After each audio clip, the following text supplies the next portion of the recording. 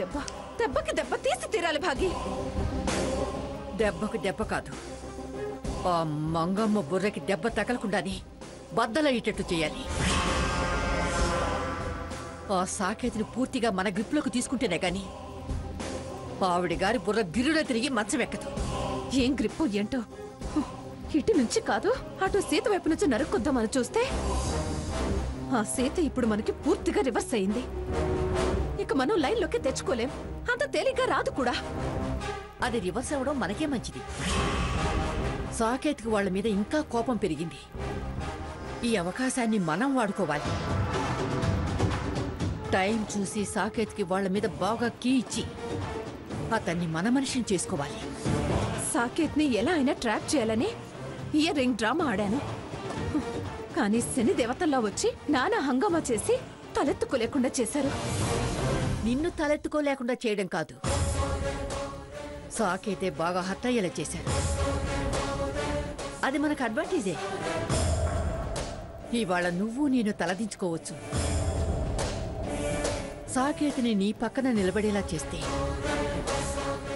వాళ్ళంతా తల దించుకుని తీరుతారు. భాగి, ఈసారి మూవ్ వేస్తే చెక్ మేట్ అంతే. అస్సలు మిస్ అవ్వడానికి వీల్లేదు. నేను అదే ఆలోచిస్తున్నాను. చూడు, జరిగింది ఏదో జరిగిపోయింది. నువ్వు ఫీల్ అయి నన్ను బాధ పెట్టకు. నేనేం ఫీల్ అవటం లేదు భాగి. పగ పగ పెంచుకుంటున్నాను. Good, very good. ఎంతైనా నువ్వు నా మనవరాలివి కదా. రామ్మా, భోంచెద్దు గాని.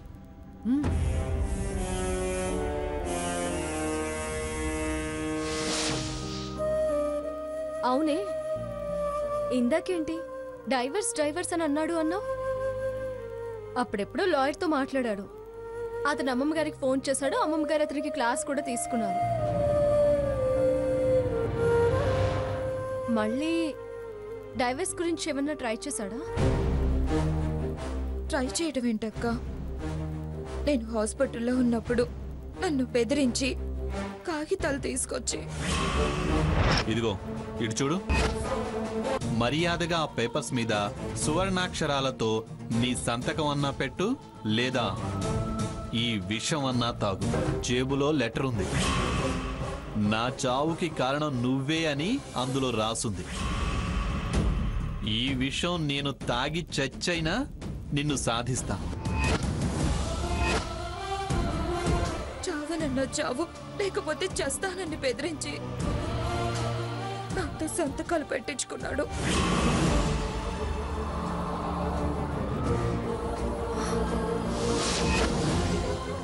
సంతకాలు పెట్టించుకున్నాడా? అవునక్క. నువ్వెలా పెట్టావే? మెడ మీద కత్తి పెట్టి మాట్లాడితే ఏం చెయ్యాలో తెలియక పెట్టాల్సి వచ్చింది. అయ్యో, ఎంత పిచ్చి పని చేసావే.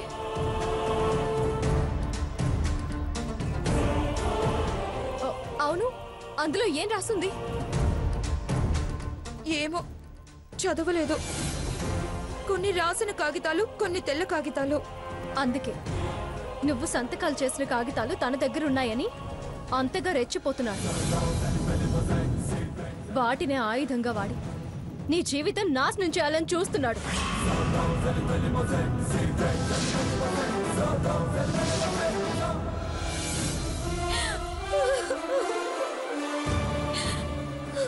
ఎలాగైనా ముందు అతని దగ్గర నుంచి వాటిని కొట్టేయాలి. అతని ఆట కట్టించాలి.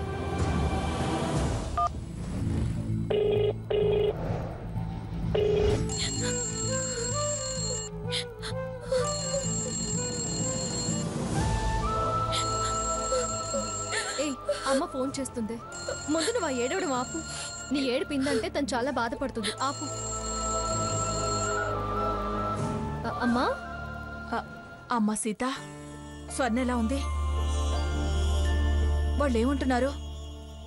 అమ్మా, నువ్వింక దాని గురించి ఏం బాధపడాల్సిన అవసరం లేదు. అన్ని సమస్యలు త్వరలోనే పరిష్కారం అవుతాయి. ఏంటే, ఎలా పరిష్కారం అవుతాయి? అంత ధైర్యంగా ఎలా చెప్తున్నావు? నేను బాధపడకుండా ఉండడానికి అలా చెప్తున్నావా? లేదమ్మా, నేను స్వర్ణం తీసుకుని ఇక్కడికి వచ్చాక పరిస్థితి అంతా అమ్మమ్మ గారికి తాతయ్య గారికి వివరంగా చెప్పాను. అది బయటికి వెళ్ళిపోతే మీ పరువు ప్రతిష్టలకే నష్టమని, దాని విషయంలో నిజానిజాలు నిరూపించి తీరుతామని నేను రఘురాం చాలా రకాలుగా ఒక విధంగా భయపడేలా చేశాం. మా మాటలకి అమ్మమ్మ గారు ఆలోచనలో పడ్డారు. స్వర్ణ విషయంలో కాస్త మెత్తపడ్డారు. సాకేత్ని కూడా మందలించారు.